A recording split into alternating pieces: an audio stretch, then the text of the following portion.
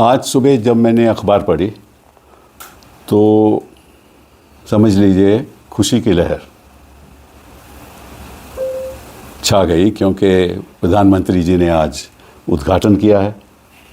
सेवा तीर्थ पीएमओ का उद्घाटन हुआ है।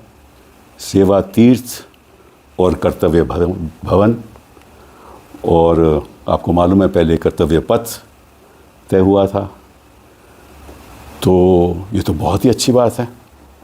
बट मैं पिछले 11 साल में जो प्रधानमंत्री जी हमारे हैं, मैं इनसे पूछना चाहता हूं कि कौन से कर्तव्यों का इन्होंने पालन किया। एक इमारत बनाने दी, बड़ी अच्छी बात है, तो अच्छी बात है, बनानी चाहिए। बरगद आपको मालूम है कि सत्य में विजय थे, हम सब सुनते हैं सत्य में विजय थे, तो यहाँ तो असत्य का विजय होता रहा पिछले 11 साल में। फिर हम सुनते रहे हैं आत्मनिर्भर, अब लग रहा है कि ट्रंप पे निर्भर। तो ये इमारतें बड़ी अच्छी हैं, ये बड़ी अच्छी बात है।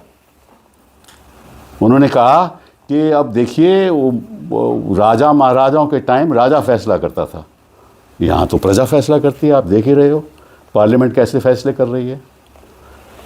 लीडर ऑफ अपोजिशन को बोलने नहीं देते, ये प्रजा है ना, प्रजा तय करती है। तो मुझे तो लगता है कि जैसे महाराजा फरमान देते थे, वैसे यहाँ फरमान चल रही है।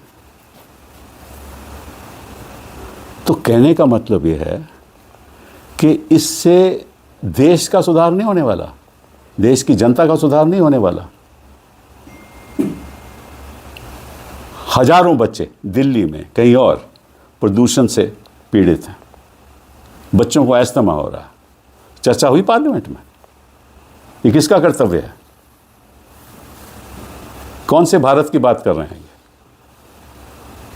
नागपुर में पानी पीने के बाद लोगों की मृत्यु हो गई, तो मणिपुर में सालों साल